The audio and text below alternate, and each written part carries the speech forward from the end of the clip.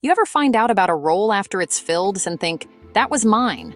Right industry, right level, right compensation, and somehow you didn't even make the conversation. That's not random. We've had executives call us frustrated. I applied. I networked. I'm more qualified than the person they hired. Sometimes that's true. But here's what they don't see. At the executive level, most decisions are made before you ever submit a resume. You're evaluated quietly. Your name gets searched. Your LinkedIn gets scanned. And in less than a minute, someone decides what level you operate at. That decision determines whether you get a call or get categorized and passed over. And here's the part that stings. You don't even know it happened. Let me tell you what we see over and over again. A strong operator, 20 years of experience, led teams, grown revenue, and carried real responsibility. So when a recruiter searches for someone leading $300 million in revenue across multiple sites with full P&L responsibility, that person doesn't show up. Not because they're not capable, because the market can't see them. That's the gap. Most executives think their experience speaks for itself. It doesn't. Not in a digital-first screening environment. Let me walk you through what actually happens behind the scenes. A company retains a search firm. The firm builds a list of target companies. Then they identify leaders inside those companies. Then they research those leaders. Your LinkedIn profile becomes the first filter, not your resume, not your references, your profile. And recruiters don't just look at titles. They search by accountability, revenue growth, P&L oversight, multi-site operations, integration experience. If that language isn't tied to your name, you won't surface in the search. You won't know you were close.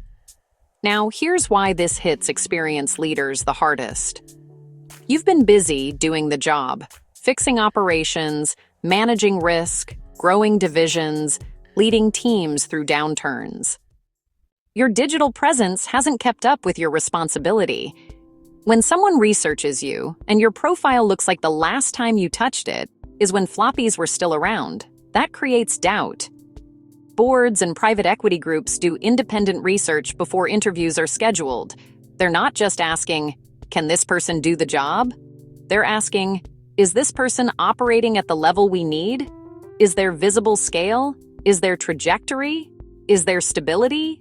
Silence online used to signal discretion. Now it often signals irrelevance. That's the shift. So here's something simple. Open a private browser. Not logged in. No personalization. Search your name. Look at it like you're on a hiring committee.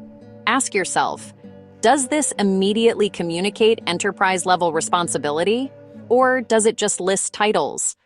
Can someone see the size of the budgets you managed, the revenue you carried, the operational footprint, or do they have to guess? If they have to guess, they'll assume lower.